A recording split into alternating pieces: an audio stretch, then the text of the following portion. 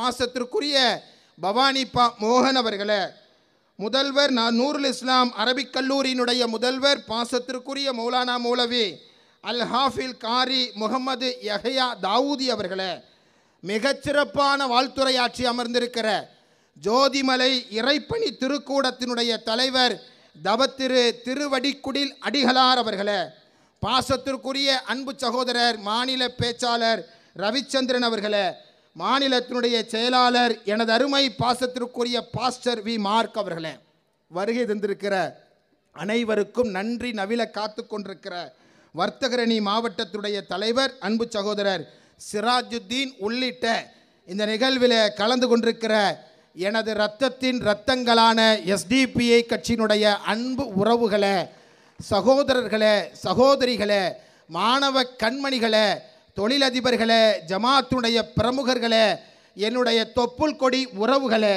இந்த நல்ல தருணத்தில் எல்லாம் வல்ல இறைவனுடைய சாந்தியும் சமாதானமும் இங்கே கூடியிருக்கிற நம் அனைவரின் மீதும் என்றென்றும் நின்று நிலவட்டுமாக என்று நான் பிரார்த்தனை செய்து நேரத்தினுடைய அருமை கருதி மிகச் சுருக்கமாக என்னுடைய உரையினை நான் நிறைவு செய்ய ஆசைப்படுகிறேன்.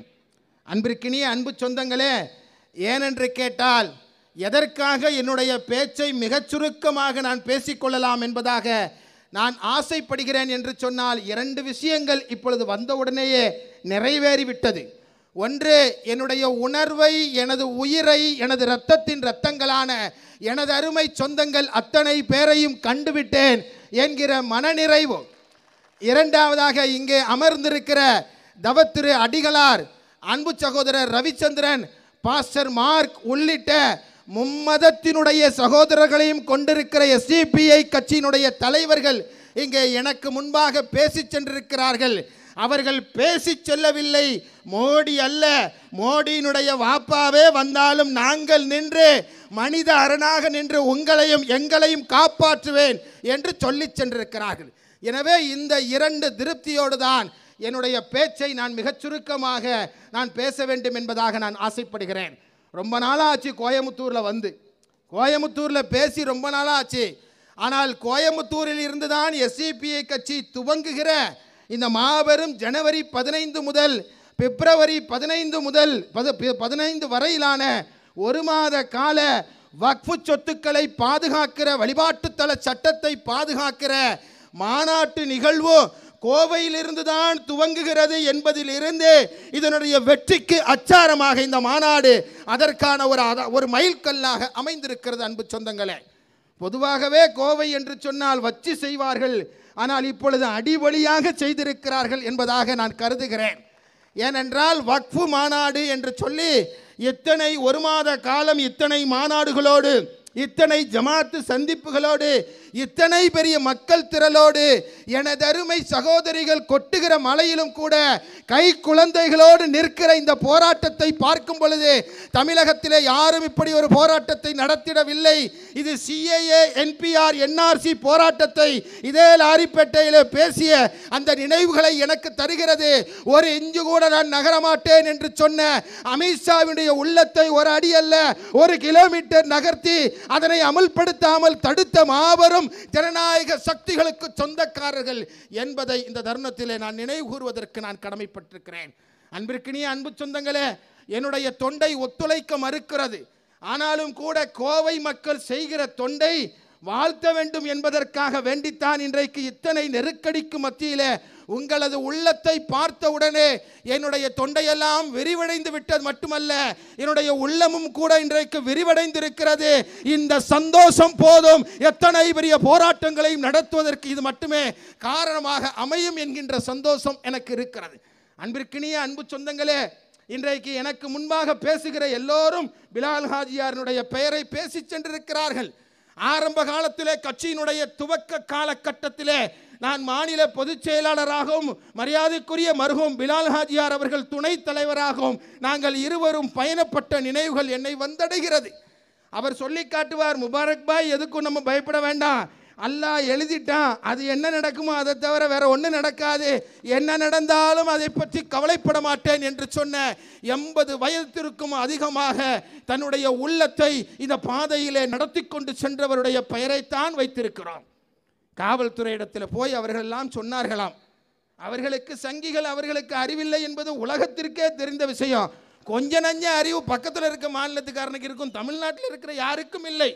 அவர்கள் பீஃப் அந்த அண்டாவை கூட திருடி தின்பவர்கள். அதில் நமக்கு எந்த மாற்று கருத்து இல்லை. எங்கே அறிவு இருக்க போகிறது? அவர்கள் போய் சொன்னார்களாம், இது அரசாங்கத்துடைய நிலம், இது அரசாங்கத்துடைய நிலம், இதற்கு பிலால் ஹாஜியார்னு பெயர் வச்சா இனி பிலால் ஹாஜியார்னே இந்த திடல் அழைக்கப்பட்டு விடும் என்று சொன்னார்களாம்.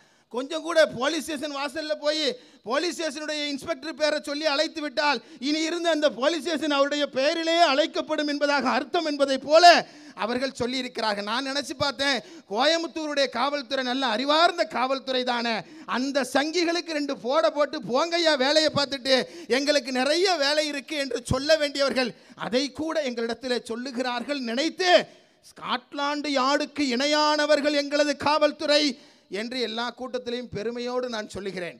தயவு செய்து இதை முதலும் கடைசியுமாக நம்முடைய காவல்துறை வைத்து கொள்ளட்டும் என்பதை மட்டும் நான் சுட்டிக்காட்டிவிட்டு, தமிழ்நாடு முழுவதும் பிலால் ஹாஜியாருடைய பெயரை வைக்கப் போகிறோம் என்பதாக சொன்னி நபவி அவர்கள் சொல்லி காட்டினார்கள். அது ஒன்றும் குறைவான பெயர் அல்ல, நம்முடைய அடையாளம். பிலால் ஹாஜியார் என்பது பெயர் அல்ல, அது ஒடுக்கப்பட்ட சமூகங்களுடைய அடையாளம். எனவே அப்படிப்பட்ட பெயரையே தமிழகம் முழுவதும் வைக்க வேண்டும் என்று சொல்லி நானும் ஆசைப்படுகிறேன். எல்லாம் வல்ல இறைவன் அவருடைய நற்காரியங்கள் எல்லாம் அங்கீகரிப்பானாக, அவருக்கு உயர்ந்த சுவனத்தை தருவானாக என்று என்னுடைய உள்ளம் இன்றைக்கு இறைஞ்சுகிறது. அன்பு சொந்தங்களே, இப்படிப்பட்ட நிலையில தான் இந்த மாநாடு இப்பொழுது துவங்கி இருக்கிறது. 2 கோரிக்கைகளுக்காக இப்பொழுது நடைபெற்று கொண்டிருக்கிறது. இந்த 2 கோரிக்கைகளும் நம்முடைய வாழ்வாதார கோரிக்கை, சாதாரண கோரிக்கை அல்ல. வாழ்வாதார கோரிக்கையாக இருக்கிற காரணத்தினால்தான் மழை பெய்தாலும் பரவாயில்லை, எஸ்டிபி தலைவர்கள் மேடையில் இருந்து தலைவருடைய குரலை கேட்கட்டும் என்று சொல்லி நம்மளை எல்லாம் தனியாக விட்டுட்டு நம்ம சகோதரிமாரெல்லாம் போவதற்கு தயாரில்லை என்பதனுடைய அர்த்தமே என்னவென்றால், இது எங்களது உரிமை போராட்டம், வெற்றி அல்லது வீர மரணம் என்று சொல்லுவதை தவிர நாங்கள் முன்னால் ஒரு அடி எடுத்து வைத்தால் ஒரு பொழுதும் நாங்கள் பின்னால் வரமாட்டோம். தமிழகத்தில் இருந்து துவங்கி இருக்கிற இந்த போராட்டம் இந்தியா முழுவதும் நடக்கும். இந்தியா முழுவதும் நடக்கும் என்று சொன்னால் இந்தியா முழுவதும் வக்ஃபு சட்டம் இல்லாமலாக்கப்படும் என்பது மட்டுமல்ல, பாசிச சங்க பரிவார சக்திகள் இந்த அரியணையிலிருந்து அகற்றப்படுகிற காலமாக அந்த காலம் இருக்கும் என்பதையும் சேர்த்து நான் இறை சிந்தனையோடு சொல்லிக் கொள்வதற்கு நான் கடமைப்பட்டிருக்கிறேன். அன்பார்ந்த அன்பு சொந்தங்களே, இன்றைய நாள் என்ன நாள் தெரியுமா? ஏறத்தாழ 1.25 வருஷமாக 35,000த்திற்கும் அதிகமான தன்னுடைய உயிர்களை இழந்து பலஸ்தீனிலே பேராலயம் அக்ஸாவை காப்பதற்காக வேண்டி குடும்பமாக கூட்டமாக ஏறத்தாழ 1.25 வருடம், 1.25 வருடம் அல்ல 75 ஆண்டுகள், ஆனால் கடந்த 1.25 வருடமாக மிக மோசமாக கொத்தாக கொல்லப்பட்டு கிளஸ்டர் பாம்ஸால் கொல்லப்பட்ட பலஸ்தீனுடைய தியாகிகளுடைய இன்றைக்கு வெற்றியினுடைய நாளாக உலகத்தினுடைய வரலாறு இன்றைக்கு பதிவு செய்து கொண்டிருக்கிறது. என்ன வெற்றியினுடைய நாள்? அதாவது கிரேட் இஸ்ரேல் என்று சொல்லுகிற மிகப்பெரிய மமதையில் பேசிய அந்த யூத பயங்கரவாதிகளுடைய திட்டத்திற்கு தன்னுடைய தியாகத்தினால் பலஸ்தீன முஸ்லிம்கள் பதிலளித்த நாளாக இந்த நாள் இருக்கிறது. தமிழ்நாட்டுக்கும் இந்தியாவுக்கும் வேணா மொசாதுங்கிறது பெரிய அமைப்பாக இருக்கலாம், பலஸ்தீனில் இருக்கிற ஒரு குஞ்சு கொரோனா கூட அவர்களை பற்றி அஞ்சவில்லை என்பதை நேற்றைய தினம் இதில் இஸ்ரேலில் வந்திருக்கிற ஒரு பத்திரிகையுடைய செய்திகள் அவ்வளவு அற்புதமாக சொல்லுகிறது. நாம் ஏவுகிற ஒவ்வொரு ஏவுகணைக்கும் அவர்கள் பயந்து ஓடவில்லை. நாம் மஸ்ஜித் அக்ஸாவிற்குள் உள்ளே வரக்கூடாது என்று நாம் கண்களை வைத்து தடுத்தால் அவர்கள் கண்களை வைத்தே நம்மை வீழ்த்து விட்டு செல்லுகிற கூட்டங்களாக இருக்கிறார்கள். இறுதியிலே அந்த பத்திரிகை அந்த வெற்றியை பற்றி எழுதும் பொழுது எழுதியது 35,000த்திற்கும் அதிகமானோர் உயிர் சிந்திய போராட்டம், லட்சக்கணக்கானோர் தன்னுடைய உடல்களை இழந்த போராட்டம். ஆனாலும் கூட 1 வருஷமோ 2 வருஷமோ அல்லது 10 வருஷமோ நாம் இஸ்ரேல் என்கிற நாட்டை நாம் நடத்தலாம். ஆனால் 10 வருஷம் ஆனாலும் கூட பலஸ்தீனிலே இருக்கிற அடுத்த தலைமுறைக்கு நாம் பதில் சொல்ல வேண்டிய, கணக்கு காட்ட வேண்டியவர்களாக நாம் மாறுகிற ஆபத்து இருக்கிறது என்பதை பற்றி அந்த பத்திரிகை எழுதுகிறது. எதை பற்றியும் பயப்படாத சமூகமாக இருக்கிறது. ஏன்? ஒரு இறை இல்லத்தை காக்கிற போராட்டம். இந்தியாவிலே இப்பொழுது நாம் நடத்தி கொண்டிருக்கிற வக்ஃபு சட்டம் என்பது ஒரு இறை இல்லத்தை காக்கிற போராட்டம் அல்ல. இந்தியா முழுவதும் இருக்கிற அத்தனை இறை இல்லங்களை மட்டுமல்ல, அத்தனை பேருடைய இந்துக்களையும் முஸ்லிம்களையும் கிறிஸ்தவர்களுடைய நம்பிக்கையை பாதுகாக்கிற போராட்டத்தை வக்ஃபு மாநாடு என்கிற பெயரில் எஸ்டிபிஐ கட்சி இன்றைக்கு நடத்தி கொண்டிருக்கிறார். எனவேதான் நெஞ்சு நிமிர்த்தி நாங்கள் சொல்லுகிறோம், நாங்கள் யாரையும் ஆக்கிரமிக்கவில்லை. யாருடைய இடமும் எங்களுக்கு வேண்டாம். எவன் அப்பன் வீட்டு சொத்தும் எங்களுக்கு வேண்டாம். இந்தியாவிலே ராணுவத்திற்கு பின்பாக ரயில்வேக்கு பின்பாக 8 லட்சம் ஏக்கர் நிலங்களை கொண்டவர்கள் நாங்கள். எங்களது மூதாதையர்கள் அந்த இடத்திற்கு நாங்கள் உரிமை கொண்டாடுகிறோம். அதிலே ஒரு அங்குலத்தை கூட நாங்கள் விடுவதற்கு தயாராக இல்லை என்கிற செய்தியைத்தான் வக்ஃபு உரிமை பாதுகாப்பு மாநாடு இன்றைக்கு நாட்டுடைய ஆட்சியாளர்களுக்கு இன்றைக்கு சொல்லிக் கொண்டிருக்கிறது. அன்பிற்கினியவர்களே, எனவே 8 லட்சம் ஏக்கர் நிலம், கொஞ்சம் யோசிச்சு பாருங்க. ஏன் இந்த வக்ஃபு சட்டத்தை இந்த ஆளுகிற ஒன்றிய அரசு கொண்டு வருகிறது? கொஞ்சம் யோசித்து பாருங்கள். சிஏஏ என்பிஆர் என்ஆர்சி சட்டத்தை ஏன் கொண்டு வந்தார்கள்? எதற்காக முத்தலாக்கினுடைய சட்டத்தை கொண்டு வந்தார்கள்? எதற்காக பொது சிவில் சட்டத்தை கொண்டு வர துடிக்கிறார்கள்? எதற்காக இஸ்லாமிய இளைஞர்களை அமைப்புகளை எல்லாம் தடை செய்கிறார்கள், சிறையில் அடைக்கிறார்கள் என்று நீங்கள் சிந்தித்தால் உங்களுக்கு ஒரு விஷயம் புலப்படும். இந்தியாவிலே வாழுகிற சிறுபான்மை மக்கள் இன்றைக்கு மிக மோசமாக பாதிக்கப்பட்டு கொண்டிருக்கிறார்கள். எனக்கு முன்பாக சொல்லி காட்டிய அடிகளார் அவர்களுடைய வார்த்தையை போல எங்களுக்கு ஒரு பெயர் இருக்கிறது என்று சொல்லுவதை போல இந்த சமூகத்திற்கு ஒரு செய்தியை அவர்கள் சொல்லிக் கொண்டிருக்கிறார்கள். எனது அன்பிற்கினிய அன்பு சகோதரர் ரவிச்சந்திரன் சொல்லி காட்டினார், முஸ்லிம்ஸ் லைவ்ஸ் மேட்டர் என்று சொல்லி காட்டினார். என்றால் என்ன அர்த்தம்? முஸ்லீம்களாக இருக்கிற எங்களையும் கணக்கில் எடுத்துக் கொள்ளுங்கள் என்று கேட்கிறார். அமெரிக்காவிலே ஃப்ளாய்டு சொன்ன வார்த்தை, ஒரு கருப்பின இளைஞனுடைய கழுத்திலே அங்கே இருக்கிற வெள்ளையின அதிகாரிகள் காலை வைத்து அவனுடைய கழுத்தை அடக்கி மூச்சு விட முடியாமல் இருக்கும் பொழுது அவன் சொல்லி காட்டிய வார்த்தை பிளாக்ஸ் லைவ்ஸ் மேட்டர் என்று சொல்லி காட்டினானே, அதுபோல முஸ்லீம்ஸ் லைவ்ஸ் மேட்டர் என்று சொல்லி இந்தியாவிலே வாழுகிற மக்கள் சொல்லுகிற நிலைக்கு நம்மளை இவர்கள் தள்ளுவதற்கான காரணம் என்ன? அன்பிற்கினிய அன்பு சொந்தங்களே, அதனை நாம் புரிந்து கொள்ள வேண்டும். அதில் மிக முக்கியமானது தான், இந்தியாவிலிருந்து இவர்களை வெளியேற்றுவதற்கு சிஏஏ என்பிஆர் என்ஆர்சி சட்டம், இவர்களுக்கு எந்த உரிமையும் தரக்கூடாது என்று சொல்லி பொது சிவில் சட்டம், இவர்களுடைய ஆண்களை எல்லாம் சிறையில் அடைப்பதற்கு முத்தலாக்கு சட்டம், என்ஐஏ யுஏபிஏ போன்ற சட்டங்களில் எல்லாரையும் சிறையில் அடைத்து விட்டாலுமே கூட அன்பிற்கினிய அன்பு சொந்தங்களே, 8 லட்சம் ஏக்கர் நிலத்திற்காக வேண்டி நீதிமன்றத்திற்கு சென்றால் 8 லட்சம் ஏக்கரும் இந்தியாவில் இருக்கிற 130 கோடி மக்களுக்கு மட்டுமல்ல, இங்கு இருக்கிற சிறுபான்மை மக்களுக்கும் சொந்தம் என்கிற ஒரு தீர்ப்பு வந்தால் அல்ல வரும். ஏனென்று கேட்டால் இது அரசியலமைப்பு நமக்கு தருகிற உரிமை. ஏன் சொத்தை யாரும் அபகரிக்க முடியாது அல்லவா? அப்படி இவர்கள் 8 லட்சம் ஏக்கர் சொத்துக்களை இவர் பறித்துவிட்டு இவர்கள் இந்தியாவில் வாழ்ந்து விட்டால் என்ன செய்வது என்கிற அச்சத்தின் வெளிப்பாடுதான் தேன்கூட்டில் இப்போது அவர்கள் கை வைத்திருக்கிறார்கள். கலைஞர் அடிக்கடி சொல்வார் அல்லவா, நீங்க வச்சிருக்கிறது தேன்கூட்டில் கடி வாங்குவது மட்டுமல்ல, அதையும் தாண்டி ஆபத்துகளை நீங்கள் சந்திக்க வரும் என்று சொல்வார்களே, அப்படிப்பட்ட வக்ஃபு சட்டத்திலே இன்றைக்கு அவர்கள் கை வைத்திருக்கிறார். ஒன்றிய அரசு கொண்டு வந்திருக்கிற அந்த திருத்தங்களை எல்லாம் படித்தால் 6 விஷயம் எனக்கு புலப்படுகிறது. 40 திருத்தங்களை அந்த சட்டம் கொண்டு வந்திருக்கிறது. ஒன்றிய அரசு கொண்டு வந்திருக்கிற வக்ஃபு திருத்த சட்டத்தை பொறுத்தவரை எஸ்டிபிஐ கட்சி அதனை வக்ஃபு திருத்த சட்டமாக நாங்கள் பார்க்கவில்லை, வக்ஃபு சொத்துக்களை திருடுகிற திருட்டு சட்டமாக நாங்கள் அதனை பார்க்கிறோம். எவன் அப்ப விட்டு சொத்தையா இது என்று கேட்கிற அளவிற்கு 6 விஷயங்கள் ஆபத்தானது. நவவி சொல்லி காட்டியதை போல மாவட்ட ஆட்சித்தலைவரே இறுதி முடிவெடுப்பவராக இருப்பாராம். மாவட்ட ஆட்சித்தலைவர் இந்தியாவில் இருக்கிற இங்கே இருக்கிற எல்லா சொத்துக்களும் உங்களுக்கு தெரியும், பெரிய பெரிய பள்ளிவாசல்களுக்கு சொத்து இருக்கிறது, சென்னையில் இருக்கிறது, டெல்லியில் இருக்கிறது, ஊபியில் இருக்கிறது, அஸ்ஸாமில் இருக்கிறது. எங்கெங்கெல்லாம் சிறுபான்மை முஸ்லிம்கள் வசிக்கிறார்களோ அங்கெல்லாம் இருக்கிறது.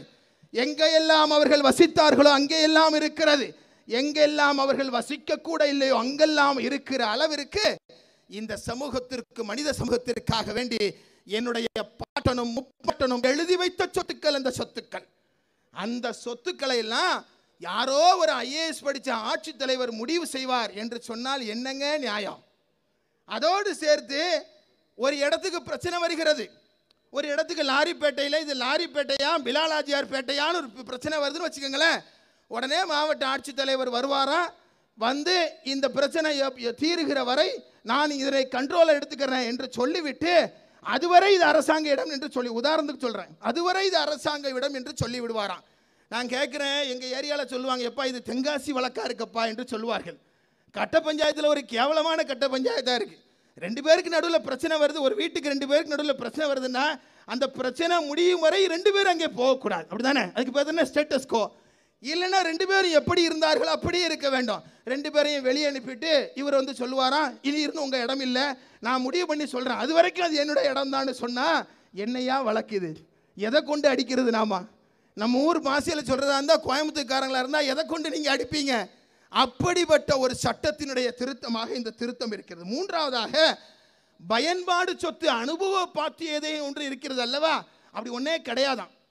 ஒரு பள்ளிவாசலுக்கு வாசல்ல ஒரு போக்குவரத்து பாதை இருக்கும், இனிலாம் அது எங்கள் சொந்தம்னு சொல்ல முடியாது என்று சொன்னால் என்னங்க நியாயம்? அதோடு சேர்ந்து 4வதாக விஷயம் என்னன்னு சொல்லி கேட்டேன்னா, நீங்கள் இது வக்ஃபு இடம் தான்னு சொல்கிறீங்க, ஆனால் வக்ஃபுக்கு பத்திரம் இல்லைன்னு சொன்னால் உங்கள் இடமே அது கிடையாதுன்னு சொல்லிடுவாங்களாம். வக்ஃபு இடம் தான், நான் 100 வருஷமாக நான் வச்சுருக்கேன், நான் பள்ளிவாசல் நடத்துகிறேன், மதரசா நடத்துகிறேன், இன்ன பிற விஷயங்களை நான் செய்கிறேன், அது கபர்ஸ்தானுக்காக பயன்படுகிறது என்று சொன்னால் பத்திரம் எங்கப்பான்னு கேட்டால் பத்திரம் இல்லை என்று வைத்துக் கொள்ளுங்களேன். இல்லை பத்திரம் இல்லை, இனி உனக்கு பேப்பர் இல்லைன்னா உனக்கு கிடையாது, டைட்டில் டீடு இல்லைன்னா நீ உனக்கு கிடையாது என்று சொல்லுகிற ஆபத்து இந்த சட்டத்தில் இருக்கிறது. 5வது என்ன இருக்குன்னு கேட்டேன்னா, வக்ஃபு வாரியமே இனி இருக்காதான். அந்த வக்ஃபு வாரியத்துக்கு தான் பயங்கர போட்டி நடந்துட்டு கிடக்கு. நான் நீன்னு சொல்லி சரண்டர் ஆகி பாவம் வாழ்த்துகிற வார்த்தை இல்லாமல் வாழ்த்துகிறார்கள். அந்த வக்ஃபு வாரியமே இனி கிடையாதான். அதுவே ஆபத்தானது ஒன்று. 6வது விஷயம் என்னன்னா, அதுதான் ரொம்ப முக்கியமானது. ஒரு வக்ஃபு இடத்தை ஒருவர் வந்து 12 வருஷம் அனுபவிச்சார்னு வச்சுங்களேன். ஒரு வக்ஃபு இடத்தை 12 வருஷம் அனுபவித்து விட்டார். இதுதான் வக்ஃபு இடம்னு சொன்னால் மேடையை போட்டாச்சு, ஏதோ யூஸ் பண்ணிட்டு இருக்கேன். 12 வருஷத்துக்கு அப்புறம் போய் வக்ஃபு இடம்பா காலி பண்ணுப்பான்னு சொன்னால் அதெல்லாம் காலி பண்ண முடியாது, எங்களுக்கு என்ஜாய்மெண்ட் ரைட்ஸ் இருக்குன்னு சொல்லுவாங்களாம். அவர் குத்தகைக்கு வச்சாலோ வாடகைக்கு வச்சாலோ எங்களுக்கு என்ஜாய்மெண்ட் ரைட்ஸ் இருக்குன்னு சொல்லுவாங்களாம். நான் கேட்குறேன், எவன் அப்போ விட்ட இடத்துக்கு எவன் என்ஜாய்மெண்ட் ரைட்ஸ் கொண்டாடுவது? இதை கலெக்டர் வந்து இதை வந்து தீர்ப்பளிக்கணுமா?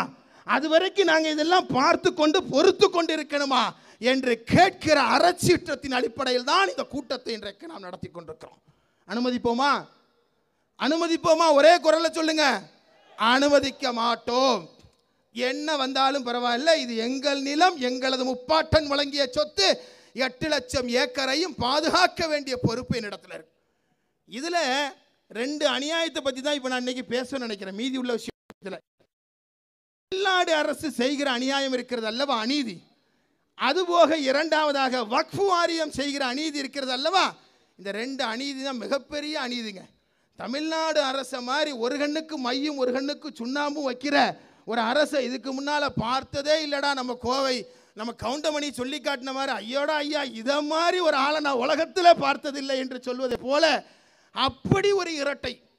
சிக்கந்தர் மலைக்கு நீங்கள் செல்லக்கூடாது, அந்த வழிபாட்டு உரிமை, நாங்கள் அதை வழிபாட்டு உரிமையாக பார்க்கிறோம். அங்கே என்ன நடக்கிறது என்பது அல்ல, எங்களது பாட்டன் முப்பாட்டனுடைய வழிபாட்டு உரிமையை, அதை என்ன செய்ய வேண்டும் என்பதை நாங்கள் பேசி தீர்த்து கொள்கிறோம். ஆனால் அரசு நுழைந்து நீ அங்கே செல்லக்கூடாது என்று சொல்லுகிறார். நேற்றைக்கு வரை என்னுடைய கண்ணியத்திற்குரிய சகோதரிகள் போராட்டம் நடத்தியிருக்கிறார்கள், ஆடுகளோடு அங்கே சென்று கைதாகி இருக்கிறார்கள். ஆனால் அதை அனுமதிப்பதற்கு இந்த தமிழக அரசிற்கு மனம் வரல. ஆனால் நாங்கள் நாகூருக்கு என்ன செய்கிறோம், சந்தன கட்டை கொடுக்குறோம் என்று சொல்லுகிறார்கள்.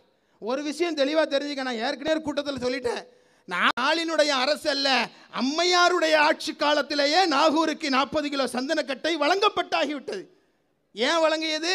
சந்தனக்கட்டை தடை செய்யப்பட்டது. அதை எல்லாரும் போய் எடுத்து வர முடியாது. உங்கள் வீட்டிலே இருந்தால் கூட நீங்கள் அதை அரசாங்கத்தில் சொல்லி தான் விற்கணும். ஆனால் நாகூரிலே அங்கே ஜியாரத்திற்கு அங்கே அது தேவைப்படுகிறது. அதை எடுத்து வந்தால் பிடிச்சி உள்ளே வச்சிருவான். உடனே என்ன செய்கிறாங்க, அங்கே இருக்கிற நிர்வாகிகள் போய் அன்றைய முதலமைச்சர் அம்மா அவர்களிடத்தில் போய் எங்களுக்கு நீங்களே தந்தா பிரச்சனை இருக்காது, அரசாங்கம் தந்தா பிரச்சனை இருக்காதுங்கிறாங்க. அன்னைக்கு போடுகிற உத்தரவு தான் 40 கிலோ சந்தனக்கட்டை. ஆனால் நம்ம ஆட்கள்லாம் என்ன சொல்கிறான், 40 கிலோ சந்தனக்கட்டையை நாகூருக்கு வழங்கிவிட்டார். நல்ல விஷயம், கொடுக்கணும், அரசாங்கம் எல்லாருக்கும் கொடுக்கணும், நான் அதை வரவேற்கிறேன். ஆனால் நாகூரில் இருக்கிற மக்களுக்கு சந்தனக்கட்டையும் சிக்கந்தர் மலைக்கு கொல்லிக்கட்டைமையா, அவங்களுக்கு மட்டும் என்னையா? ஆமாம், அதாவது நாகூர் அனிபாவுக்கு நாகூரில் ஒரு தெரு பேரான், சென்னையில் ஒரு பேர் கிடையாதான். உடன் பிறப்பே கலக உடன் பிறப்பே அப்படி நெட்டிலாம் முறிக்கிறாங்க நம்ம ஆட்க. சொல்ல வேண்டாமா? அப்படி நான்லாம் வந்து அதாவது பொழப்புக்காக திமுக இல்லையா, அவர் எழுதியிருக்கான், நான் பொழப்புக்காக திமுக இல்லை, நான் பிறந்ததே திமுக தான் சொல்கிறான். சரியா? அது யாரும் எங்கும் இருங்கள், அதை பற்றி பிரச்சனை. இதை கேட்கணுமா வேண்டாமா? இதை கேட்கணும் இல்லை. எப்பா என்னப்பா நாகூர் அனிபாப்புக்கு ஏற்கனவே ஒரு தர்காவில் இருக்கிற ஒரு மகான் பேரை வச்சுருக்கோம், அந்த பேரை எடுத்துகிட்டு ஏங்க நாகூர் அனிபா பேர்? சென்னையில் போய் அண்ணா சாலைக்கு ஒரு பகுதியில் வந்து நாகூர் அனிபா பேர் வைங்களேன். உங்களுடைய ஆட்சி சமூக நீதி ஆட்சி என்று சொல்லுவதற்கு அவரது பாடல் உபயோகப்பட்டதா இல்லையா? நூற்றாண்டு வந்தவனே அவருக்கு ஒரு கொண்டாட்டம் நடத்த வேண்டும் என்று நினைக்கிறீர்களா இல்லையா? ஏன் ஒரு கண்ணுக்கு மை ஒரு கண்ணுக்கு சுண்ணாம்பும் என்று நாங்கள் கேட்கிறோம். எனவே இவர்கள் சிறுபான்மை மக்களுடைய வாக்குகளை பெறுவதற்காக வேண்டி எல்லா விதமான சூட்சுமங்களும் செய்வார்கள். தமிழ்நாடு சட்டமன்றத்தில் வக்ஃபு திருத்த சட்டத்திற்கு எதிராக ஒரு தீர்மானம் நிறைவேற்றுங்கன்னு சொல்கிறோம்ல, என்ன நிறைவேற்றுறதுக்கு என்ன குறைஞ்சி போச்சு? டங்ஸ்டனுக்கு எதிராக நிறைவேற்றிருக்க நல்ல விஷயம். அதை மாதிரி ஏங்க வக்ஃபு திருத்த சட்டத்திற்கு எதிராக நீங்கள் நிறைவேற்ற மறுக்கிறீர்கள்? இதுதான் ஒரு கண்ணுக்கு மையும் ஒரு கண்ணுக்கு சுண்ணாம்பும் வைக்கிற நடவடிக்கை என்று சொல்லுகிறோம். இப்படிப்பட்ட அரசு வக்ஃபு விஷயத்தில் என்ன செய்யுது? அதான் முக்கியமானது. வக்ஃபு சட்டம் நாடாளுமன்றத்தில் ஒன்றிய அரசால் வைக்கப்பட்ட உடனே காங்கிரஸ் எல்லாரும் அமளி துமளி ஆக்கின உடனே இதை கொண்டு போய் ஜாயின்ட் பார்லிமெண்டரி கமிட்டிக்கு வைக்கிறோம், நாடாளுமன்ற கூட்டுக்குழுவின் முன்பாக இதை வைக்கிறோம் என்று சொன்னார்கள். ஒரு 40 பேர் கொண்ட பாராளுமன்ற உறுப்பினர்கள் இந்தியா முழுவதும் சுற்றி திரிந்து கருத்துக்களை கேட்க வேண்டும் என்று சொன்னார்கள். அதில் கொள்கை பரப்பு செயலாளராக இருக்கிற துணை பொதுச் செயலாளராக இருக்கிற ஆர் ஆசா அதில் உறுப்பினராக இருந்தார். அவர் தமிழ்நாட்டில் வந்து கேட்டார். அவங்களுக்கு விரும்பின ஆள்கிட்ட மட்டும் கருத்து கேட்டாங்க. அதே முக்கியமானது. எஸ்இபிஐக்கு அழைப்பே வரல. பார்த்துட்டு சும்மா இருக்க முடியுமா? நாங்களும் ஒரு எல்லா விதமான கருத்துக்களையும் தயார் செய்து வச்சிருக்கோம். நேராக அந்த பார்லிமெண்ட்ரி கமிட்டியினுடைய தலைவருக்கே நேரில் ஃபோனில் கூப்பிட்டு, ஐயா முதல்ல நீங்கள் வாங்க ஐயா, உங்கள் கருத்து தாயா முதல்ல தேவை என்று சொல்லி நம்முடைய கருத்துக்களை அழைத்து கேட்டார்கள். அதுக்கு கூட மனசு வரவில்லை அவர்களுக்கு. அந்த ஜாயின்ட் பார்லிமெண்டரி கமிட்டியில் இருக்கிற ஆராசா ஒரு எல்லா விஷயங்களும் முடிந்ததற்கு பின்பு இடையில ஒரு நாள் சொன்னார், நாங்கள் என்ன சொன்னாலும் இந்த ஜேபிசியில் கேட்குற மாதிரி தெரியல, இந்த அரசாங்கம் அதை நடைமுறைப்படுத்துவதற்கு எங்களை ஏமாற்றுகிறது என்று சொன்னார். நான் நினச்சேன், இது அரசாங்கம் ஏமாத்துங்கிறது ஊருக்கே தெரியும், நீங்கள் எங்களை ஏமாத்துறதுக்கு முன்னாலேயே நாங்கள் இல்லை ராசா நாங்கள் இல்லை ராசா என்று சொல்லுகிறீர்கள். அப்படித்தானே உண்மை. இப்படித்தான் ஏற்கனவே சொன்னார்கள். என்ஐஏ உடைய யுஏபிஏ சட்டம் இந்திய பாராளுமன்றத்திலே வந்த பொழுது ஆராசா, அதாவது திமுக அதனை ஆதரிக்காமல் அங்கிருந்து வெளிவந்தார்கள். அதில் ஆதரிக்காமல் வெளிவந்தாங்க, எதிர்க்கவும் இல்லை, வெளிவந்துட்டாங்க. வெளிவந்ததுக்கப்புறம் நியூஸ் மினிட்டில் போய் ஒரு பேட்டி ராசாட்ட கேட்குறாங்க, நீங்கள் என்ஐஏ சட்டம் வந்துச்சே அதை எதிர்த்து வாக்களித்திருக்கலாம் தானே என்று கேட்கிறார்கள். ஆராசா சொன்ன வார்த்தைகள் இன்றைக்கும் பதிவு செய்யப்பட்டிருக்கிறது.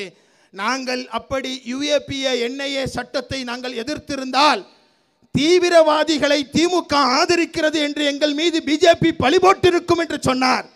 நான் கேட்கிறேன், பிஜேபி பழி போட்டு விடும் என்று சொல்லி எங்களை அடகு வைக்கிற உங்களுக்கு எங்கள் ஓட்டுக்கள் மட்டும் எப்படி இனிக்கிறது என்று நான் கேட்கிறேன். எத்தனை இளைஞர்களுங்க. நேற்றைய தினம் கூட முன்னாள் பிஎஃப்ஐனுடைய தலைவருக்கு உச்சநீதிமன்றத்தில் பார்க்கின்சன் நோய், கேன்சர், நினைவு தப்பி போயிருக்கிற 70 வயதிற்கும் அதிகமான ஒரு தலைவருக்கு இங்க நீதிமன்றம் அவருக்கு பிணை மறுத்திருக்கிறது. இன்னொரு ஸ்டேன் சுவாமியை உருவாக்க பார்க்கிறார்கள். ஒரு ஸ்டேன் சுவாமியை பற்றி நாம் கேள்விப்பட்டிருக்கிறோம் அல்லவா? ஒரு சிப்பர் கிளாஸ் இல்லாமல் தன்னுடைய உயிரை விட்ட ஸ்டேட் டெரரிசம் என்கிற அரசியல், அதாவது அந்த நாட்டினுடைய அரசமைப்பு பயங்கரவாதத்திற்கு தன்னுடைய முதல் உயிரை ஈந்த ஸ்டேன் சுவாமியை போல அபூபக்கர் சாஹிப் அவர்களை உருவாக்குவதற்கு நினைக்கிறார்கள். அதனால்தான் இல்லை ஜெயிலே இருக்க வேண்டும் என்று நினைக்கிறார்கள். கேன்சர் நோயால் பாதிக்கப்பட்டிருக்கிறார், பார்க்கின்சனால் பாதிக்கப்பட்டிருக்கிறார், தன்னை பற்றி கூட சிந்திக்க முடியாத நிலையில் இருக்கிறார் என்கிற கருணை கூட இந்தியாவிலே வாழுகிற ஒரு முஸ்லீமுக்கு தரப்படவில்லை என்று சொன்னால் அதற்கு பெயர்தான் முஸ்லிம்ஸ் லைவ்ஸ் மேட்டர் என்பது அர்த்தம். முஸ்லீமாக இருக்கிற எங்களையும் கொஞ்சம் பொருட்படுத்துங்கள் என்பது அர்த்தம். அதுதானே உண்மை. அது மாதிரியான சட்டம் தான் எந்த யுஏபிஏ என்ஐஏ சட்டம் அபூபக்கர் சாஹிப் அவர்களுக்கு அந்த பிணை மறுக்கப்பட்டதோ அந்த சட்டத்தை ஆதரித்தவர்கள் தான் திமுகவினர், திமுகவினுடைய பாராளுமன்ற உறுப்பினர்கள். அவர்கள் தான் இன்றைக்கு நம்மை பார்த்து கேட்கிறார்கள், சிஏஏ என்ஆர்சி சட்டத்தை ஆதரித்தது யார் என்று கேட்கிறார்கள். நீங்கள் செய்தது எவ்வளவு பெரிய தவறு. இந்த தவறுக்கு இதுவரை நீங்கள் மன்னிப்பு கேட்டிருக்கிறீர்களா? விஸ்வரூபம் திரைப்படத்தை பார்த்துவிட்டு அன்றைய அம்மையார் அவர்கள் சிறுபான்மை சமூக பிரதிநிதிகளை அழைத்து பேச்சுவார்த்தை நடத்தினார்களே, எத்தனை போராட்டத்தை அமரன் படத்திற்கு எதிராக இந்த சமூகம் நடத்தியது. ஒருவரை அழைத்து நாங்கள் சரி செய்கிறோம் என்று சொல்வதற்கு மனம் வராத நீங்கள் எப்படி சமூக நீதி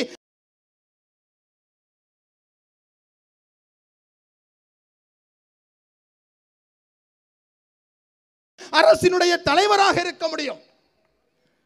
பெரியாரை பற்றி யாராவது பேசினால், அசிங்கப்படுத்தினால், யாராக இருந்தாலும் எஸ்டிபி இதனை மன்னிக்காது. பெரியார் இந்த சமூகத்தினுடைய அடையாளம். இறந்து போன யாரை பற்றியும் நாங்கள் பேசுவதில்லை, பாஜகவினரை பற்றி கூட நாங்கள் பேசுவதில்லை. ஆனால் அப்படிப்பட்ட பெரியாரை பேசும் பொழுது கூட நீங்களா இறங்கி போராட்டம் பண்ணீங்க? திமுக முதல்வர் தலைவராக இறங்கி போராட்டம் பண்ணாரு. சென்னையில் ஒரு புகாரை கொடுத்துட்டு அவர் ஜாலியாக இருந்துக்கிறவாரா? எங்கள் தோழர் ராமகிருஷ்ணன் அவர்கள் போராட்டம் பண்ணி கைது செய்யப்படணும். என்னையா நியாயம் இது? என்ன நடந்து கொண்டிருக்கிறது? ஒரு கண்ணுக்கு மையம் ஒரு கண்ணுக்கு சுண்ணாம்பும் என்று சொல்வது நடந்து கொண்டிருக்கிறதா இல்லையா? அப்படித்தான் வக்ஃபு சட்ட விஷயத்தில் இரட்டை வேடம் போட்டுக் கொண்டிருக்கிறது. நாளைக்கு இந்த சட்டம் வந்தால் திமுக இப்பொழுதே கை கழுவிடும், அப்பொழுதே சொல்லிவிட்டோம், நாங்கள் சொன்னோம் கேட்கல என்று சொல்லிவிட்டு பிள்ளையை மாட்டிவிட்டு தொட்டிலையும் மாட்டிவிட்டு பிள்ளையை கிள்ளுபவர்களாக அவர்கள் இருப்பார்கள். அந்த நேரத்தில் கூட அந்த வக்ஃபு சட்டத்தை முறியடிக்கிற சக்தி மக்களுக்கு இருக்கிறது, எஸ்டிபி கட்சிக்கு இருக்கிறது, அதனுடைய தோழமை சக்திகளுக்கு இருக்கிறது. அதுதான் உண்மை. அப்படிப்பட்ட சட்டம் தான் இன்றைக்கு நம் முன்பாக இன்றைக்கு நின்று கொண்டிருக்கிறது. நான் கேட்கிறேன், நீங்கள் உண்மையிலேயே வக்ஃபு சட்டத்தின் மீது அது ஆபத்து என்று நீங்கள் தீர்மானித்தால், சட்டத்துறை மாநாட்டிலே, திமுகவுடைய சட்டத்துறை மாநாட்டிலே அதற்கு எதிராக நீங்கள் தீர்மானத்தை நிறைவேற்றினால், நீங்கள் செய்ய வேண்டியது தீர்மானம் நிறைவேற்றுவது அல்ல, வக்ஃபு உரிமையை, வக்ஃபு வழிபாட்டு உரிமையை சிறுபான்மை முஸ்லீம்களுக்கு பெற்றுத் தருவது தான் நீங்கள் செய்கிற சமூக நீதியாக இருக்க முடியும். என்ன செஞ்சீங்க நீங்க? வக்ஃபுக்கு இதுவரைக்கும் ஃபண்டே ஒதுக்கலை. அங்கே போனால் அங்கே ஒன்றுமே இல்லை. வக்ஃபு போர்டு என்பது இப்பொழுது வேஸ்ட் போர்டாக இப்பொழுது மாறிக்கொண்டிருக்கிற காட்சியை பார்க்கிறோம். ஜமாத் தலைவர்கள் எல்லாம் போய் தினம் தினம் வக்ஃபுனுடைய அந்த சவுத்தில் மோதிட்டு வர்றாங்க. எதுவுமே கிடைக்கவில்லை. நடந்து கொண்டிருந்த பணிகள் கூட நடக்கலை. என்ன காரணம்? வக்ஃபு அதிகாரிகளிடம் விசாரித்தால் அவர்கள் சொல்லுகிறார், நாங்கள் என்னங்க செய்ய, இந்த வக்ஃபு போர்டில் இருக்கிற 127 பணியாளர்னு சொல்கிறாங்க, அத்தனை பேருக்கு ஒழுங்காக சம்பளம் மட்டும் கொடுக்கறது இல்லை. சம்பளம் கொடுக்காத நிலையிலும் கூட அவர்கள் முதியோர்களை அழைத்து, யாரெல்லாம் ரிட்டையர்ட் ஆகியிருக்காங்களோ அவங்களெல்லாம் கொண்டு வந்து வக்ஃபு போர்டில் வச்சா அவர் கண்ணாடியை திறந்து பார்த்து சொல்லி ஃபீல்டுக்கு வந்து என்னைக்கியா நடக்கிறது என்று கேட்கிறார். நான் இந்த முதுமையை நான் குற்றம் சொல்லவில்லை. இளைஞர்கள் இந்த முஸ்லீம் சமூகத்தில் இல்லையா? அறிவுள்ள படித்த இளைஞர்கள் இல்லையா? கோவை மாவட்ட வக்ஃபு சொத்துக்களை பாதுகாப்பதற்கு முஸ்லீம் சமூகத்தில் யாரும் இல்லையா? சென்னையினுடைய வக்ஃபு தலைமை அலுவலகத்திலே வேலை செய்வதற்கு முஸ்லீம் சமூகத்து இளைஞர்கள் இல்லையா? படித்தவர்கள் இல்லையா? கம்ப்யூட்டர் ஆப்ரேட்டிங் தெரிந்தவர்கள் இல்லையா? அவர்கள் சர்வேயிங் தெரிந்தவர்கள் இல்லையா? பொறியாளர்கள் இல்லையா? ஆலிம்கள் இல்லையா? ஆனால் யாரையும் கொண்டு வராமல் வயதானவர்களை வச்சு அப்படியே மேக்கப் பண்ணணும்னு நினச்சா இது மேக்கப் போர்டாக தான் இருக்கும் ஒழிய வக்ஃபு போர்டாக இருக்காது. இந்தியாவிலே அதிகமான சொத்துக்களை கொண்ட வக்ஃபு சொத்துக்களை கொண்ட மாநிலத்தில் 3வது இடத்தில் இருப்பது தமிழ்நாடு. தமிழ்நாட்டில் 2 லட்சம் ஏக்கர் வக்ஃபு சொத்து இருக்கு. தமிழ்நாட்டுடைய வக்ஃபு சொத்தை பொறுத்தவரை தமிழ்நாட்டில் அந்த வக்ஃபு போர்டில் பதிவு செய்யப்பட்ட நிறுவனங்கள் 7452 பள்ளிவாசல் அதுபோல மதரசாக்கள் பதிவு செய்யப்பட்டிருக்கிறது. அந்த 7452 விட பதிவு செய்யப்படாத இன்னொரு 10,000 நிறுவனங்கள் இருக்கிறது. அதற்குரிய சொத்துக்களை பற்றி இதுவரை யாருக்கும் தெரியாது. அதில் மொத்த பதிவு இதுவரைக்கும் வக்ஃபு போர்டில் பதிவாகியிருப்பது 53,834 சொத்துக்கள் பதிவாகி இருக்கிறது. அதனுடைய மொத்த லேண்டு அந்த பதிவாயிருக்கிற சொத்துக்களுடைய மதிப்பு எவ்வளோ என்று சொன்னால் 1 லட்சம் ஏக்கர். ஆனால் 2 லட்சம் ஏக்கர் முஸ்லீம்களுக்கு இருக்கிறது. 1 லட்சம் ஏக்கர் தான் பதிவு செய்யப்பட்டிருக்கிறது. வக்ஃபு வாரிய தரப்பிலிருந்து சொன்னால் சொல்லுகிறார்கள், இல்லை என்ஜினியர்ஸை வந்து ஃபிக்ஸ் பண்ணி நாங்கள் அதை வந்து சேட்டலைட் மூலமாக நாங்கள் வந்து அதை சர்வே பண்ணிட்டு இருக்கோங்க, 90% பணி முடிந்து விட்டது என்று சொல்லி வக்ஃபு வாரிய தரப்பில் சொல்கிறாங்க. அங்கே போய் கேட்டால், ஐயா 6% ஐயா முடிஞ்சிருக்கு, தமிழ்நாட்டில் 15 பேரை வச்சுட்டு எப்படியா 90% முடிக்க முடியும் என்று கேட்கிறார்கள். அப்படி பச்சை பொய்களை அவிழ்த்து விடுகிறார்கள். வக்ஃபு பொறுத்த வரைக்கும் வக்ஃபுக்குள்ள 2 டிஸ்ட்ரிக்ட் ஜட்ஜி இருக்காங்க. ஏதாவது இப்போ உதாரணத்துக்கு எனக்கும் இங்கே இருக்கிற ஒருவருக்கும் இடையில வக்ஃபு சொத்து பிரச்சனை ஆகிட்டுன்னு சொன்னால் நான் நேராக வக்ஃப் வாரியத்திற்கு செல்வேன். அங்கே போன உடனே பெட்டிஷனை பார்த்துட்டு அங்கே ஒரு லீகல் ஃபோரம் இருக்கிறது, ஒரு சட்ட அமைப்பு இருக்கிறது. அங்கே 2 ரிட்டையர்டு டிஸ்ட்ரிக்ட் ஜட்ஜி இருப்பாங்க. அவங்கள்ட்ட போங்க, அவங்க ஆதாரங்களை பார்த்து யாருக்கு சொத்துன்னு சொல்லுவாங்க என்று சொல்லுகிறார்கள். அங்கே போனால் 2 டிஸ்ட்ரிக்ட் ஜட்ஜி இருக்காங்க, வயசானவங்க. பாவம், அவங்க 2 பேருக்கும் எந்த வேலையுமே கிடையாது. ஏன்னா எந்த கேஸும் அவங்கள்ட்ட வர்றதே இல்லை. ஆஃபீஸுக்கு கீழேயே காசை கொடுத்து எல்லா கேஸுகளையும் முடித்து விடுவதாக சொல்லுகிறார்கள். சும்மா இருக்கிறாங்க. ஆனால் வக்ஃபோர்டு பணம், நம்ம கட்டுற வரியெல்லாம் அவர்களுக்கு போய்கொண்டே இருக்கிறது. பள்ளிவாசலுடைய பணம், வரிப்பணம் அவர்களுக்கு சென்று கொண்டே இருக்கிறது. அதே போல் அங்கே ஒரு அக்கௌண்டன்ட் அசிஸ்டன்ட்னு ஒருத்தர் இருக்கார். அவர் எங்கேயோ இருந்து வந்தவரை கொண்டு அங்கே கொண்டு போட்டு அவர் ரிட்டையர்ட் ஆகிட்டார். ரிட்டையர்ட் ஆனதுக்கப்புறம் கை நிறைய சம்பளத்தை அவருக்கு கொடுத்துருக்குறாங்க. யார் பணம்? வக்ஃபினுடைய பணம். இப்படி இந்த வக்ஃபினுடைய அந்த நிர்வாகம் இருக்கிறது அல்லவா, அது சீர்கட்டு கிடக்கிறது. ரொம்ப முக்கியமான செய்தி. வக்ஃபு திருத்த சட்டத்தை எதிர்க்க வேண்டும் என்று சொன்னால் அடிப்படையிலே அந்த வக்ஃபை பாதுகாக்கிற நடவடிக்கையாக இந்தியாவை பொறுத்தவரை 30 மாநிலங்களில் வக்ஃபு வாரியங்கள் இருக்கிறது. இந்த வக்ஃபு வாரியங்கள் அனைத்தும் சேர்ந்து 8 லட்சம் சொத்துக்களை, ஏக்கர் சொத்துக்களை ஹேண்ட்லிங் பண்ணுறாங்க. ஆனால் அந்த வக்ஃபு ஆஃபீஸுக்கு போனால் எங்கும் லஞ்சம் எதிரும் லஞ்சம் என்று இருக்கிறது. பேச வேண்டிய விஷயம். சரி, ஓகே, வரக்கூடிய பிரச்சனை. கோயம்புத்தூர்லேருந்து வர்றாங்க, திருநெல்வேலியிலேருந்து வர்றாங்க, கன்னியாகுமரியிலேருந்து வர்றாங்க. ஜமாத் தலைவர்கள் ஆணும் பெண்ணும் சென்னை மண்ணடியில் இருக்கிற அந்த அலுவலகத்தை, ஜாஃபர் கான்பேட்டையில் இருக்கிற அந்த அலுவலகத்தை நோக்கி சென்றால் அங்கே எந்த தீர்வும் வர்றதில்லைங்க. ஏன்னு கேட்டால், இப்போ அங்கே ஒரு ஐஏஎஸ் ஆஃபீஸரை போட்டிருக்கிறாங்க. தாரேஷ் அகமது என்கிற ஒரு ஐஏஎஸ் ஆஃபீஸர், கேரளாக்காரரு. அவரை போட்டு அவர்தான் சிஇஓ என்று சொல்லுகிறார்கள். சீஃப் எக்ஸிக்யூட்டிவ் ஆஃபீஸர், தலைமை செயல்படுத்துகிற அதிகாரி என்று சொல்லுகிறார்கள். அவரை போய் பார்க்கவே முடியறதில்லை. ஒரு ஜமாத் தலைவர் பார்க்க எப்போ பார்த்தாலும் செக்ரட்டரியேட்டில் இருக்கார். ஏன்னா அவர் உதயநிதியின் கீழே இருக்கிறாராம், துணை முதல்வர் உதயநிதியின் கீழே இருக்கிறாராம். அதுக்கே ஃபோக்கஸ் கொடுக்குறாரு. கொஞ்ச நஞ்சம் வேலை நடந்துட்டு இருந்துச்சு. பழைய ஆட்கள், ஃபரிதாபானு மாதிரி ஆட்களை வச்சுட்டு அதுவும் கூட நடக்கவில்லை என்று சொல்லுகிறார். இப்படி தாரேஷ் அகமது என்கிற சிஇஓ நல்லவராக இருந்தாலும் கூட முழு நேரமாக வக்ஃபுக்கு அவரை போடாத காரணத்தினால் வக்ஃபுல வழக்குகள் தேங்கி கிடக்கிறது, ஊழல் மலிந்து கிடக்கிறது. யார் வேண்டுமானாலும் எடுத்து செல் என்று சொல்லுகிற அளவிற்கு வக்ஃபு சொத்துக்கள் இன்றைக்கு ஆக்கிரமிப்பு கொண்டிருக்கிறது. அதையெல்லாம் இன்றைக்கு கேட்பதற்கு ஆள் இல்லாத, நாதி இல்லாத சூழல் இருக்கிறது. சரி, அதையெல்லாம் பார்க்கறதுக்கு எஸ்டிபிஐ புதிய வக்ஃபு தலைவர் வந்தோடனே நிறைய கோரிக்கைகளை நாங்கள் வச்ச உடனே வக்ஃபோர்டுடைய சேர்மன், கவர்மெண்ட்லாம் சேர்ந்து ஆகா எஸ்டிபிஐ ஏதோ சொல்லிகிட்டே இருக்குப்பா, என்னப்பா என்று கேட்டார்கள். கேட்ட உடனே ஒரு அட்மின் ஆஃபீஸரை போடுறோம் என்று சொன்னார்கள். அட்மின் ஆஃபீஸர் என்று சொன்னால் ஏவோ, அட்மின் ஆஃபீஸர் என்று சொன்னால் ஏவோ. நாங்கள் மட்டுமல்ல, அதனால் நான் சொல்லி காட்டுகிறேன். அந்த ஏவோ யாருன்னு பார்த்தா, அட்மின் ஆஃபீஸர் யாருன்னு பார்த்தா ஹமீதுல்லான்னு சொல்லக்கூடிய ரிட்டையர்டு ஆர்டிஓவை தூக்கி போட்டாங்க. அவருக்கு பாவம் ஏயும் தெரியாது, பியும் தெரியாது, செட்டும் தெரியாது. அவர் காலையில் வர்றாரு, சாப்பிட்றாரு, வீட்டுக்கு போயிடுறாரு. நான் என்ன பாய் செய்ய, எனக்கு ஒன்றுமே தெரியாது என்று சொல்லுகிறார். வக்ஃபு சொத்து என்றால் என்ன, அதனுடைய அடிப்படை என்ன, ஏன் அது வக்ஃபு என்று அழைக்கப்படுகிறது என்பதெல்லாம் தெரியாது. வக்ஃபு என்று சொன்னால் அதனுடைய புனிதம் கெடாதவாறு அதை பாதுகாக்க வேண்டும் என்று தெரியாத சூழல் இன்றைக்கு நிலவிக் கொண்டிருக்கிறது. இந்த சூழலில் தான் வக்ஃபு சட்டத்தை ஒன்றிய அரசு கொண்டு வருகிறது. வக்ஃபு சட்டத்தை ஒன்றிய அரசு எப்போது கொண்டு வந்தது என்று சொன்னால் ஒரு 4-5 மாதங்களுக்கு முன்பாக கொண்டு வந்தது அப்படின்னு வச்சுக்கோங்க. ஆனால் கடந்த பிப்ரவரி மார்ச் மாதம், அதாவது தேர்தலுக்கு முன்னாலேயே தமிழ்நாட்டில் கலெக்டர் தாங்க எல்லா வக்ஃபு சொத்துக்களுக்கும் இறுதி அதிகாரம் படைத்தவர் என்று சொல்லி ஒரு தீர்மானத்தை கொண்டு வந்தது தமிழ்நாட்டினுடைய வக்ஃபுல தான். அதுவும் இப்பொழுது இருக்கிற சிஇஓவினுடைய இன்ட்ரெஸ்ட்ல முதல்வரும் அரசும் இதனை விரும்புகிறது. அதான் சொல்லியிருக்கிறாங்க, அரசு இதனை விரும்புகிறது, நீங்கள் கையெழுத்து போடுங்கள் என்று சொல்லி அங்கே இருக்கிற உறுப்பினர்களை எல்லாம் கையெழுத்து போட வைத்திருக்கிறார்கள். அதனை பற்றி விவரம் தெரிந்தவர்கள் அவர்கிட்ட போய் தயவுசெய்து செய்திடாதீங்க, ரொம்ப ஆபத்தாக முடிந்துவிடும் என்று சொன்னார்கள். இப்பொழுது திருச்செந்துறையினுடைய பிரச்சனை இப்பொழுது கிளம்பி இருக்கிறது. இந்த திருச்செந்துறை பிரச்சனையினுடைய அடிப்படை திமுக அரசிடமும் இருக்கிறது. ஒன்றிய அரசு மட்டும் இல்லை, திமுக அரசிடமும் இருக்கு. அதான் நுட்பமாக புரிஞ்சுக்கிறணும். முஸ்லீம்ஸ் லைவ்ஸ் மேட்டர் என்று சொன்னால் இந்த பக்கம் பிஜேபி அடிப்பாங்க, ஆர்எஸ்எஸ் அடிப்பாங்க, இந்த பக்கம் பிஜேபி ஆர்எஸ்எஸ் அடிப்பாங்க, இந்த பக்கம் பிஜேபி ஆர்எஸ்எஸ், இந்த பக்கம் பிஜேபி ஆர்எஸ்எஸ் என்று மட்டும் நினைக்காதீர்கள். நம்மோடு நின்று நம்முடைய முதுகலிலும் குத்துபவர்களாக இந்த கட்சியை சார்ந்த ஆளுங்கட்சியினரும் இருக்கிறார்கள் என்கிற வரலாறு தான் ஆபத்தான ஒன்று.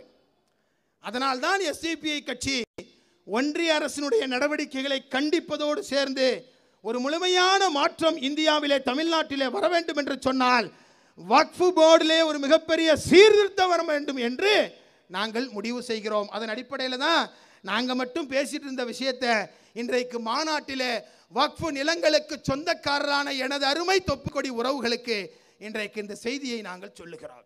ஒவ்வொருவரும் கேட்கணும், யாருடைய சொத்து? ₹1 காசு என்றாலும் கூட அது பொது பணம். ₹1 சல்லி அணா என்று சொன்னாலும் கூட அது நமது பணம் அல்ல என்ற நிலை ஏற்படுகிற வகையில் அதை பாதுகாப்பதற்கான ஒரு மாபெரும் இயக்கம் கட்டி எழுப்பப்பட வேண்டும் என்று சொல்லி எஸ்டிபிஐ கட்சி விரும்புகிறது. அதன் அடிப்படையில் தான் இந்த மாநாட்டை இன்றைக்கு இங்கே நாங்கள் தொடங்கி இருக்கிறோம். நல்ல துவக்கம். கோயம்புத்தூரில் கண்கொள்ளா காட்சி. கோவையில் ஒன்றும் கடல் கிடையாது, ஆனால் இங்கே மனித தலைகளால் நிறைந்த கடல். இது லாரிப்பேட்டை அல்ல, இது மக்கள்பேட்டை என்று சொல்லுகிற ஒரு மாபெரும் கடலை மேலிருந்து அந்த பாலத்திலிருந்து பார்த்தா அப்படி ஒரு கண்கொள்ளா காட்சியாக இருக்கிறது. அப்படிப்பட்ட ஒரு மாபெரும் மக்கள் திரளை எஸ்டிபிஐ கட்சியினுடைய கோவை மாவட்டத்துடைய நிர்வாகிகள் இன்றைக்கு திரட்டி இருக்கிறார்கள். அப்படி திரட்டும் பொழுது கோவை மாவட்ட மத்திய மாவட்ட நிர்வாகிகள் திரட்டி இருக்கிறார்கள் என்று சொல்லி அதை பார்த்து பிரார்த்திப்பதற்காக வேண்டி திருப்பூர் மாவட்டத்திலிருந்து பாபு வந்திருக்கிறார், மாவட்ட தலைவர் ஹாரிஸ் வந்திருக்கிறார், சேலம் முகசீன் வந்திருக்கிறார். அந்த உரிமையை காக்க வேண்டிய பொறுப்பு ஒவ்வொருவருக்கும் இருக்கிறது. அந்த உரிமையை காக்கிற விதத்தில் ஒவ்வொருவரும் வரவிருக்கிற காலங்களிலே நாம் செயல்பட வேண்டும். பாசிச ஒன்றிய அரசு எத்தகையதொரு திட்டங்களை கொண்டு வந்தாலும் நமது பாஸ்டர் மார்க் சொன்னதை போல மயிலே மயிலே இறகு போடுனா இறகு போடாது, போட்டுத்தான் தீர வேண்டும் என்று சொல்வதற்கு எஸ்டிபிஐ அதற்கு தலைமை எடுத்தால் நடக்கும் என்று சொல்லுகிற வரலாறை நாம் படைக்க வேண்டியது இருக்கிறது. நமது கோவை மாவட்ட தலைவர் மாநில பொருளாளர் சொல்லி காட்டியது போல நாங்கள் இந்தியாவிலே வக்ஃபு சொத்துக்கள் எல்லா மதத்தினருக்கும் பயன்படுகிற வகையில் நாங்கள் அதனை உபயோகப்படுத்துவோம் என்று சொல்லுகிற அந்த வாக்குறுதி இது எல்லோருக்குமானது. இது நம்முடைய பணம் அல்ல, அரசாங்கம் தலையிடுவதற்கு இங்கே தேவையில்லை என்று சொல்லுகிற செய்தியை இந்த மாநாட்டின் வாயிலாக இன்றைக்கு நாங்கள் சொல்லியிருக்கிறோம். முஸ்லிம்ஸ் லைவ்ஸ் மேட்டர் என்று சொல்லி என்னுடைய அன்பு சகோதரர் ரவிச்சந்திரன் உயர் வகுப்பாக இருந்தாலும் கூட எஸ்டிபிஐனுடைய கொள்கையான பசியிலிருந்து விடுதலை, பயத்திலிருந்து விடுதலைக்கு இன்றைக்கு தோளோடு தோள் கொடுத்து கொண்டிருக்கிற அன்பு சகோதரர் ரவிச்சந்திரன் முஸ்லிம்ஸ் லைவ்ஸ் மேட்டர் என்று சொல்லி பேசுகிறார். அவர் எந்த கூடாரத்தில் இருந்து பேசுகிறார் என்பதுதான் முக்கியமானது. பாஸ்டர் மார்க் அதை வலுப்படுத்துகிறார். நாம் எல்லோரும் சேர்ந்து அதற்கு கரம் கொடுக்கிறோம். எனவே எல்லோருமாக சேர்ந்து இந்த போராட்டத்தை முன்னெடுப்போம். கோவையில் தொடங்கி இப்பொழுது பேரணியோடு தொடங்கி இருக்கிற இந்த மாநாடு, இந்த பேரணி இந்த லட்சியத்தை வெல்லும் வரை எஸ்டிபிஐ கட்சியினுடைய பேரணி தொடரும் தொடரும் என்று சொல்லிக்கொண்டு அற்புதமானதொரு மாநாட்டை நடத்தி காட்டிய கோவை மத்திய மாவட்டம், கோவை மண்டலத்தினுடைய தலைவர் உள்ளிட்ட மாவட்டத்தினுடைய அத்தனை நிர்வாகிகளுக்கும், விமன் இண்டியா மூவ்மெண்ட், எஸ்டிடியு வர்த்தகரணி, அதுபோல வழக்கறிஞர் அணி உள்ளிட்ட அத்தனை சகோதர சகோதரிகளுக்கும் என்னுடைய நெஞ்சார்ந்த வாழ்த்துக்களை, பிரார்த்தனைகளை, நன்றியினை தெரிவித்துக் கொண்டு மிகப்பெரிய இந்த மாநாடு வெல்லட்டும்.